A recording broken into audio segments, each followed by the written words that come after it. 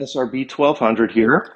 Since you guys were asking for how to adapt this T238 tracer unit from T238.net to your splatterballs, I wanted to show you some videos. So I did the regular or the original splatterball, showed you how I could attach to that, and now I'm going to show you how I did to the SRB 1200.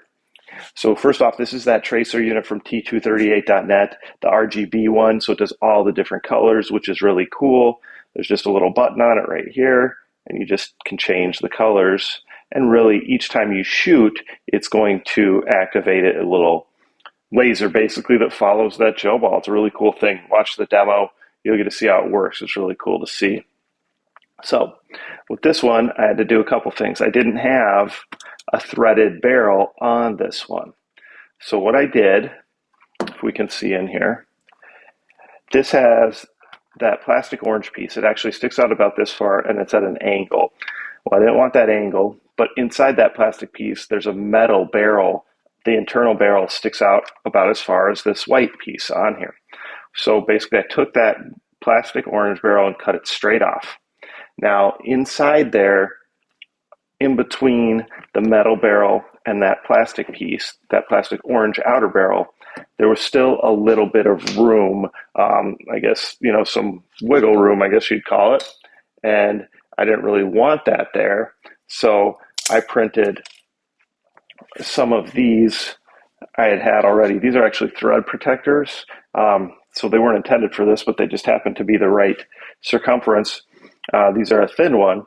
And this was thin enough to perfectly fit between the metal barrel and the orange plastic outer barrel that comes standard on there. So I cut that straight, and then I printed two of these, and then I pushed these in around the metal barrel in between the metal and the orange barrel, because that just gave it some more rigidity. Now this piece, the threaded barrel, actually slid in over the top of that metal barrel. There was still room for it.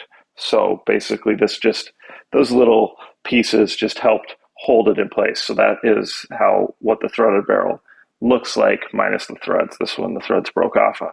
But that was just pushed in over the metal inner barrel, in between the metal inner barrel and those little white pieces. I printed that way. It was in there nice and tight and had good stability, rigidity. It was going to hold it perfectly straight in place.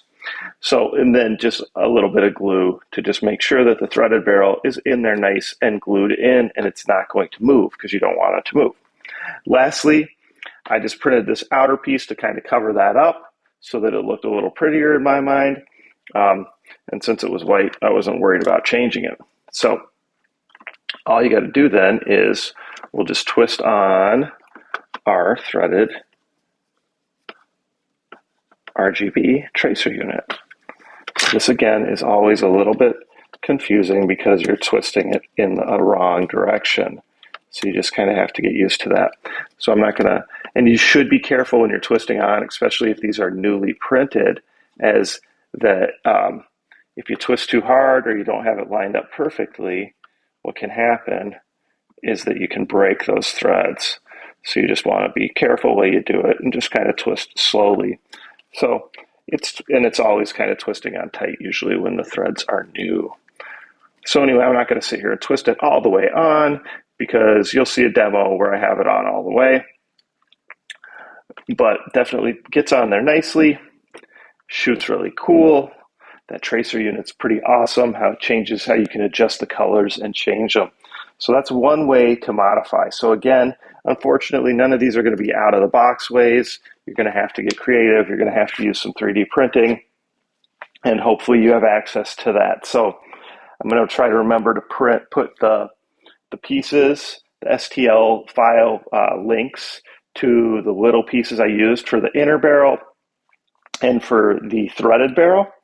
And, this piece was just something that I printed on my own that basically I adjusted the size on. So I don't have an STL for that, link to an STL for that, but that's not super hard. And you could also, I just had these printed, you could easily modify this so it's just one long piece. That's an easy modification that I could even do, even though I'm not great at designing STLs. It's just since I had those two printed, I just used two because it was one less thing to print. All right, so again, T238.net. This is their RGB tracer unit, showing it to you on a Splatrball 1200. Let me know what you guys think. Comments, questions, please post them below. And of course, please share with your friends. Please like, subscribe, participate in the giveaways. Thank you.